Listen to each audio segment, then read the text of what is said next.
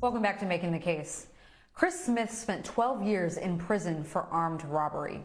He was exonerated back in 2020 after the Ohio Innocence Project discovered prosecutors withheld DNA evidence that strongly suggested someone else committed the crime. And for a while, life was good for Chris. He had gotten married and voted for the first time in the 2020 election. But sadly, his newfound freedom was put on hold after an appeals court reversed his exoneration last month. The silver lining? The state of Ohio has agreed to commute his sentence, so Chris won't have to go back to prison no matter what. Chris and his attorney, Michele Berry-Godsey, are with us tonight. Thank you both for being here. Welcome. Chris, let me go to you first. You were finally cleared of these charges, right, of a crime that you didn't commit, readjusting to your new life as a free man, just to have that taken away from you when a court reversed your exoneration. What did that feel like to have all of that put behind you? Did you ever think that something like this could happen? Not really, especially just after so much time being passed and me just getting back adjusted to society. And we was blindsided by it. But the past 12 and a half years, one thing I learned is about the criminal justice system of today. So you want to be hopeful, but at the same time, you got to be realistic of the criminal justice system. So I knew it was a chance that this could happen, but we were definitely caught off guard by it. Especially after almost 2 years of being out in the free. Michele, were you aware that prosecutors were appealing the decision that overturned Chris's conviction and exonerated him? Yes, we were aware that the state appealed the writ of habeas corpus that Chris received that overturned his convictions. We felt confident that we were going to win that appeal because the decision that we had previously by that same appellate court was a strong, unanimous 3-0 opinion. We also had 2 additional federal judges who had given the same sentiments in a very strong way. So we felt confident about it. At the same time, like Chris said, anything is possible. And we got a different panel on the Sixth Circuit the second time, and they reversed the decision. Now, Michele, you were the original lawyer for Chris when he was charged with this crime. How did they connect him to this crime? Can you just kind of walk us through briefly the facts of the case and what happened in court for him to be found guilty? Yeah, this was a robbery of a phone store back in 2007.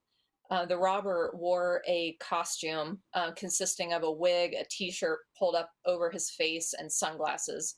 And there was a single eyewitness who was quite a distance away across the street in his car, who saw this all take place and who called 911 and was gave an initial description of the person as a light-skinned young Black man who was short.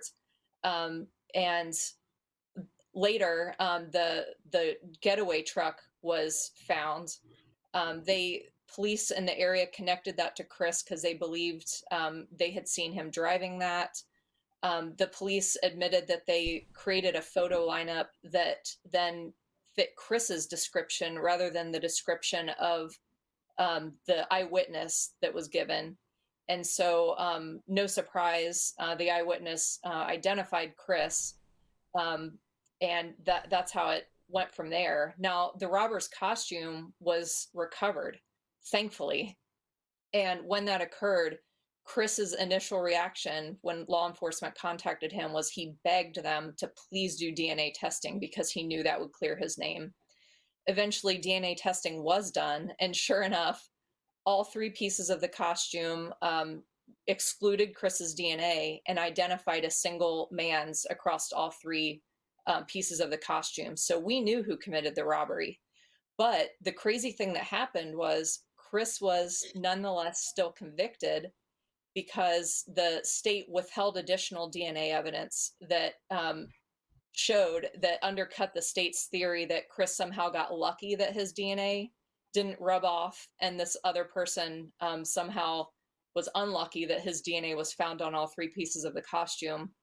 And when that DNA evidence was finally turned over, long after Chris's conviction, it showed exactly what Chris had been saying all along, that the other person's DNA was heavily present, not just in a light manner that would be consistent with somebody just briefly touching the items, but that any DNA expert would say that the DNA was heavily present, consistent with wearing those items. Well, Michele. So, yeah. I read, Michele, I read that you had made requests before and during trial, both in writing and orally, to have the evidence of the DNA given to you, and you weren't lucky to get that. So does that say that the prosecution actually did have the DNA tested before trial? And if so, if you knew that they had DNA and they just weren't giving it up, could you have maybe stalled instead of going to trial?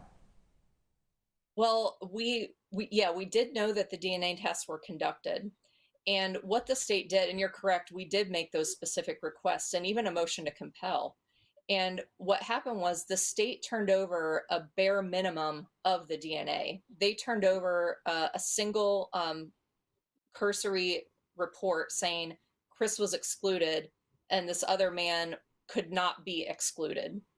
What we ask for, because DNA is powerful, objective evidence that's not mistaken, you want all the evidence underlying that, all the lab notes underlying that DNA testing. And that is what we ask for, because when the state continued to go forward with the charges, despite Chris being excluded from the robber's costume, we were suspicious that they were going to try to pull some funny business. And that's exactly what they did.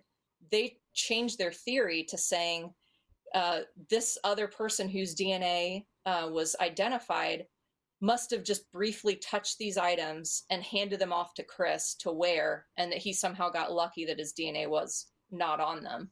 What we knew, if the state had turned over the lab notes, what we believed all along is that they would show what they ultimately did, was that this other person, the alternate suspect's DNA was heavily present on them, not consistent with just briefly touching them, but with wearing them.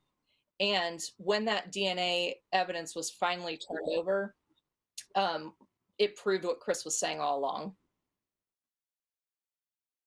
So his exoneration, Chris's exoneration, has been overturned, but the prosecutors are saying that they're going to commute the rest of his sentence. Explain that, and what does that mean for Chris? Because there's got to be some exchange there, right, for prosecutors to say, we'll commute the rest of your sentence, but what is that caveat? What are they expecting? Well, this was a very welcome olive branch from the state. Yes, they did agree to commute the rest of his sentence, and Chris is now on 3 years of non-reporting community control. And what this allows us to do, the state has not dropped the charges. The state still says Chris is guilty of these charges. I guess that's the caveat. They're not clearing his name. They're not agreeing that he's innocent, despite that 6 judges have now recognized the evidence of his innocence. And we are still continuing to fight those charges in federal court, and we will continue to do so until they are overturned again and his name is cleared. But we do have the silver lining that Chris is going to remain a free man in the meantime. Chris, how important is it for you, even though you're going to be living as a free man regardless, according to the state prosecutors, how important is it for you, though, to ultimately clear your name? It's very important. It's something that Michele and I have been fighting for like going on 14 years now. From the beginning, we fought and stood on my innocence, and we're going to continue to fight for that. We're going to continue to fight for justice. Unfortunately, we're dealing with a criminal justice system that's all about conviction instead of truth right now. So I think Michele and I, with this case, is going to continue to fight and change that narrative. Um, it's not about just about me. I come from a place, I did 12 and a half where this happened to so many people. And maybe we could be the ones that start this realistic conversation on reforming the law. Mm-hmm. But yes, it's important for me to, be recognized as an innocent man.